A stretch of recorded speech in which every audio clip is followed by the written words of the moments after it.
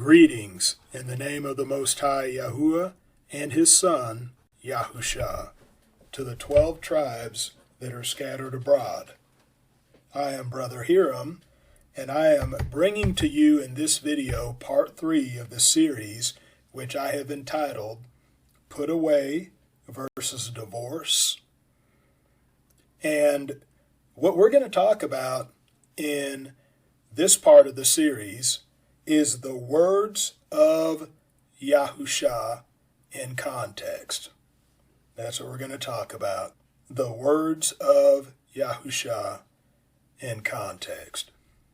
Now, the claim of this teaching, the put away versus divorce teaching, is that when Yahusha spoke of putting away, he meant putting away without a bill of divorce and not putting away as the final step of the divorce process. As we saw demonstrated in part 2, definitions of words are dependent upon usage, and that you cannot restrict the definition of putting away to one usage. Context, along with usage, are the keys to determining the correct definition of a word. Matthew 5:32. In Matthew chapter 5, Yahusha sets the tone by giving the shocking proclamation that the people's righteousness must exceed that of the scribes and Pharisees in order to enter the kingdom of Yah. He mentions this in verse 20 of that chapter. Yahusha in every case demonstrates in his teaching the righteousness that exceeds that of the scribes and Pharisees. If you look in verses 21 through 48 of Matthew 5, there are no exceptions in every one of his teachings. He is demonstrating a righteousness that exceeds the righteousness of the scribes and Pharisees. If Yahusha in verse 32 only meant putting away without a bill of divorce, then his teaching in this case would not exceed that of the scribes and Pharisees, for they already believed and taught that one needs a bill of divorce to divorce his wife. So in other words, what would be the point? What would be the point of, in every other place in that chapter, Yahusha demonstrating and teaching a righteousness that exceeds that of the scribes and Pharisees, and then in verse 32, just teaching exactly what they taught? Because when he said, "It hath been said, whosoever puts away his wife, let him give her a writing of divorce, let him give her a bill of divorce," see, that was already being said by the scribes and Pharisees. But he said, "But I say unto you, that whosoever puts away his wife, saving for the cause of fornication, causes her to commit adultery. And whosoever marries her who's put away from her husband commits adultery." So, if he was just teaching the same thing as the scribes and Pharisees, then he might as well have said that it hath been said, "Whosoever puts away his wife, let him give her a bill of divorce. But I say unto you the same thing." And we know he didn't say that. We know he taught a righteousness that exceeds the righteousness of the scribes and Pharisees. Now Matthew 19:9. The Pharisees, who already believed in and taught that one must give a bill of divorce in order to divorce his wife, initiated this conversation in verse 3, where they were trying Yahusha and said, "Can a man put away his wife for every cause or for any reason?" The Pharisees clearly used the words putting away as the final step in the divorce process in verse 7.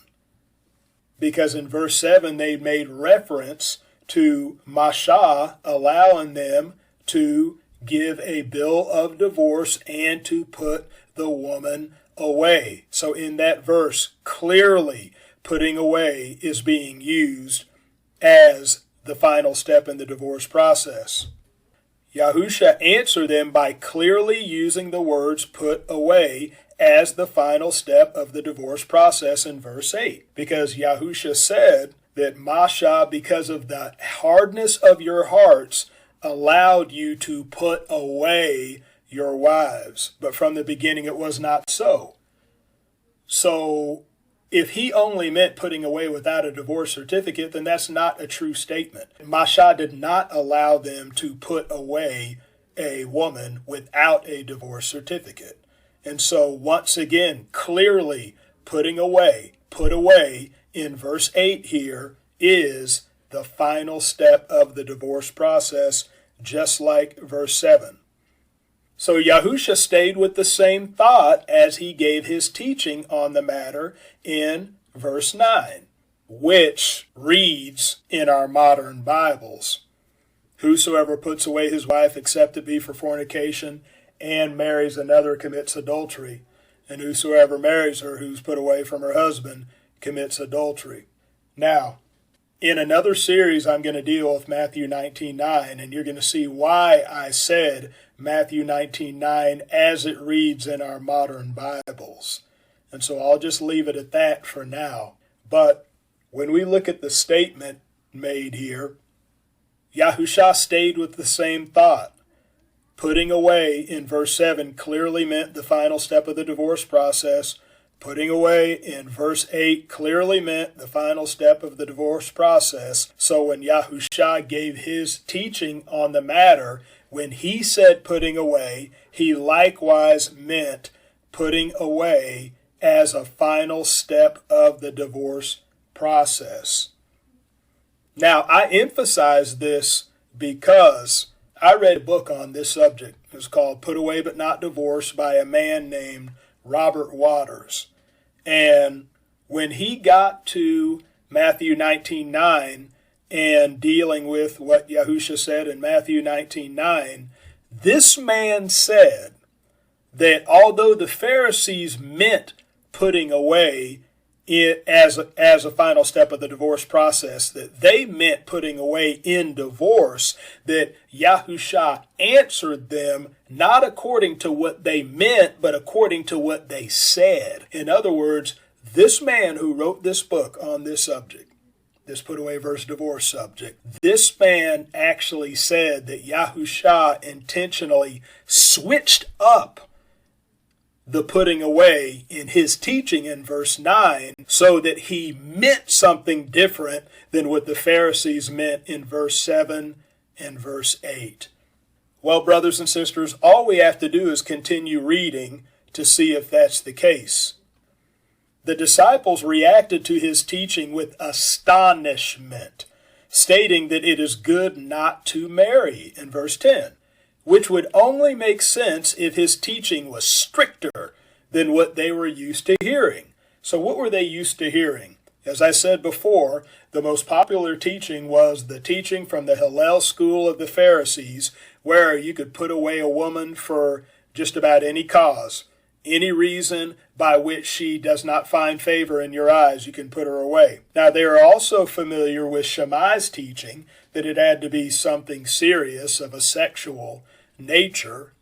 And so if Yahusha would have merely sided with one of the schools of the Pharisees, the disciples wouldn't have reacted with astonishment.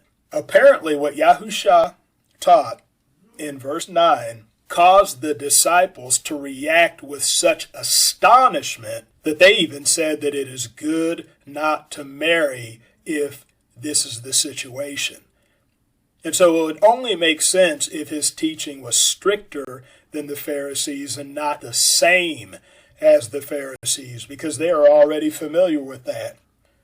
Now, if the disciples overreacted, then this would have been a perfect time for Yahusha to correct them, but he did not. Yahusha did not disagree with them, showing that his disciples understood him correctly. When you read verses 11 and 12, because he said, not every man can receive this. And then he went on talking about eunuchs and eunuchs for the kingdom, showing that his Talmudim, his disciples, understood him perfectly. There is no confusion on the matter. Now, If we just read the correct interpretation out of the text, rather than trying to read an alternative into the text, it is so clear, especially in the flow from verses 7 through 12, it is so clear that put away in this passage is talking about putting away as a final step of the divorce process and not putting away without a divorce certificate. It just does not fit. It would not have elicited the kind of astonishment that the disciples reacted with, and even saying it's good not to marry. It would make no sense for them to say it's good not to marry. Why? Because you have to give a divorce certificate? How hard is that? It just does not fit within the context of this passage. Clearly, put away in this passage means put away as a final step of the divorce process. Luke 16:18. Yahusha gives his teaching on divorce and remarriage on the heels of a scathing rebuke of the Pharisees in their covetousness. Verses 13 through 15. After his teaching on divorce and remarriage, he continued in his rebuke of the Pharisees in their covetousness by speaking about the rich man and Lazarus. Seeing that his teaching on divorce and remarriage is sandwiched in between a couple of scathing rebukes to the Pharisees, it stands to reason that his teaching on divorce and remarriage was likewise a rebuke rather than a repetition of what the Pharisees already believed and taught. Review. Usage and context are more relevant to scriptural interpretation than definitions. So we already went through that in our last part. Matthew 5:31 and 32, like the rest of his teachings in this chapter, are meant to demonstrate a righteousness that exceeds that of the scribes and Pharisees. The scribes and Pharisees were already teaching the necessity of the bill of divorce. Regarding Matthew 19:9, the context clearly points to putting away as the final step in the divorce process in the two previous verses. It is furthermore confirmed by the reaction of the disciples in the verses following. Luke 16:18 was spoken in the midst of a scathing rebuke to the Pharisees in their covetousness. It only makes sense that Yahusha's teaching on divorce and remarriage was likewise a rebuke and not just a reiteration of what the Pharisees were already teaching. Challenge questions. In Matthew 5:31 and 32, why would Yahusha teach the same thing as the Pharisees on a subject that he addressed multiple times, seeing that he warned us of their false teachings? So we have Matthew 15, verse 14, chapter 16, verse 12, and chapter 23, verse 24, where it talks about the Pharisees being blind leaders of the blind, being blind guides. He warns us to beware of the leaven of the Pharisees. Number 2, in Matthew 19:9, why would Yahusha switch up the meaning of put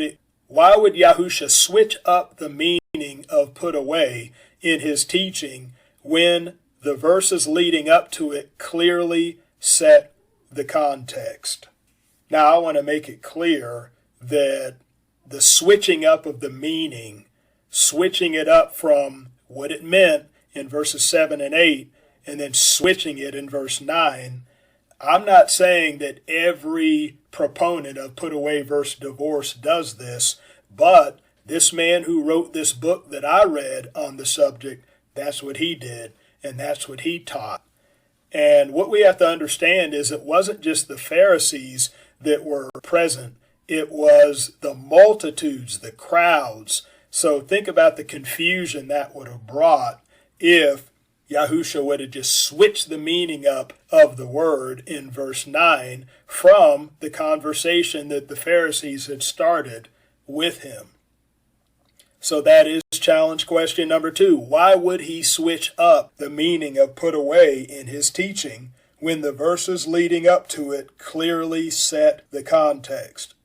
And number 3, In Matthew 19:10, why would his disciples be astonished if Yahusha merely meant putting away without a bill of divorce? Why would it be good not to marry under that circumstance? Number 4, in Luke chapter 16, verse 18, why would Yahusha, in the midst of a scathing rebuke to the Pharisees, interject a teaching wherein he is merely teaching the same thing as they? This ends part 3 of the teaching series, Put Away versus Divorce.